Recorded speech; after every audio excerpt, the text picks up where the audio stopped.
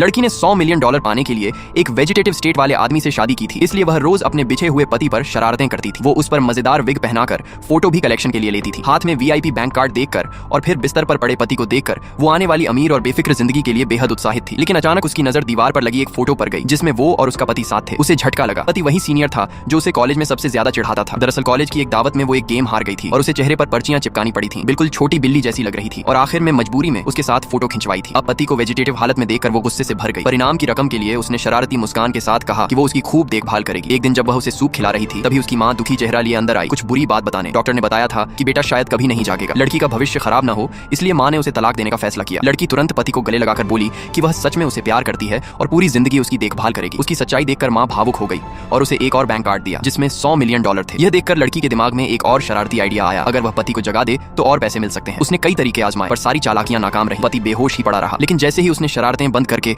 उसके लुक्स की तारीफ करनी शुरू की, उसका दिल तेजी से धड़कने लगा। उसने उसका सीना छुआ और घबरा गई। नीचे देखा तो पता चला उसने ऑक्सीजन की ट्यूब पर पैर रख दिया था। घबराकर उसने तुरंत सीपीआर शुरू कर दिया। वह सांस चेक करने के लिए उसका मास्क भी उतार बैठी। अगले ही पल वह अपना चेहरा पकड़कर हक्की बक्की रह गई। उसे पता चला उसने बहुत बड़ी गलती कर दी है। घबराहट में उसने ट्यूब दोबारा नहीं लगाई, बस मास्क पहनाया और वहां से भागने का फैसला किया। सामान पैक करते हुए वह बड़बड़ाती रही कि सब इतनी बुरी तरह कैसे बिगड़ गया, मगर उसके पास सोचने का समय नहीं था। मां से पहले उसे भागना था। जैसे ही वह एक कदम दूर थी, मां उसके पीछे आ खड़ी हुई। लड़की को लगा उसका राज खुल चुका है और अब सजा मिलेगी। लेकिन मां ने बस कहा कि खुद को मानसिक रूप से तैयार कर ले। लड़की मन ही मन भगवान से दुआ करने लगी। तभी मां मुड़ी और उसके पीछे उसका पति खड़ा था। उसे बिल्कुल स्वस्थ और जिंदा देखकर लड़की इतनी शॉक्ड हो गई कि बोल ही नहीं पाई।